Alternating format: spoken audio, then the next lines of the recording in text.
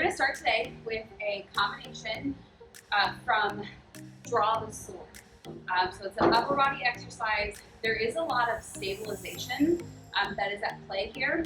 It is kneeling, so you're going to have stabilizer muscles in the front, your erector spinae muscles in the back, your glutes are engaged.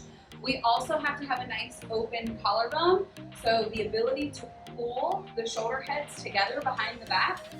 And today we are going to use one red spring. Full disclaimer, I just did a shoulder workout, and even when I did this before filming, I was like, wow, that's like surprisingly lighter than I thought. But I did teach it this morning with one yellow spring.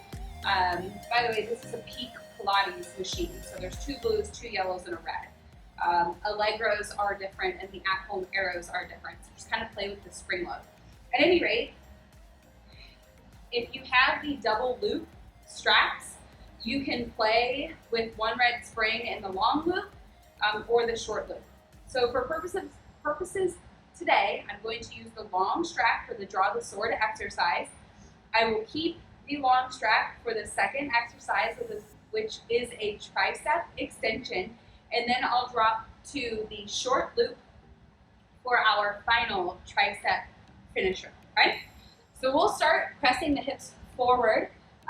Also 6 months pregnant still. Really good exercise for this. Has no contraindications, and it's really good to help with baby once they're here, or if you have kids at home, diaper bags. This is good for everybody. If you're arching, drive a lot, things like that, right? So we will start with our knee near or up against the shoulder blocks, okay? My toes are sort of hooked around the back board here. I'm gonna grab the entire long loop.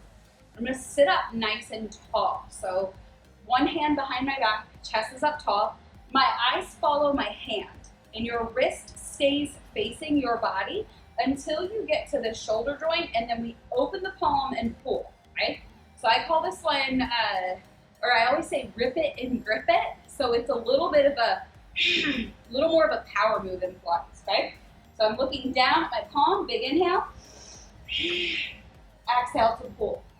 Inhale, bring the wrist back to the shoulder and back down.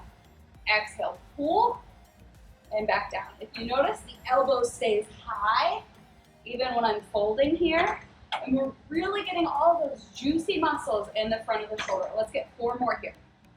4, 3. So a couple things we can do. If it's too light, you can walk away from the shoulder blocks. And of course, if it's too heavy, you can walk closer or drop to a blue spring. I believe I have 1 more. 1 more. Woo! And that is so good right here, okay? So the next one we do, I'm gonna keep the long strap. My inside arm goes on the front shoulder block. My hips are not going back. They're still gonna pop forward. This guy goes to my forehead. My gaze goes down towards the wrist, and we're pressing straight up for a super juicy tricep extension. Opening the palm, make sure it stays in that tricep. When you close, it can allow you to cheat a little bit, activating that bicep. Let's do 3 more here, make it burn. 2. 1 more here. And now this is where things get fun. Not that we weren't having fun already. So we'll pivot, face the mat here, or face the base.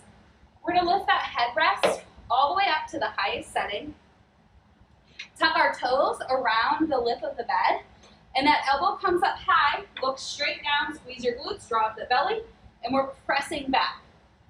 Now, it's kind of clanky if I went really fast, but we're not going fast. This is a slow your roll. You can scoot back if you need it a little heavier.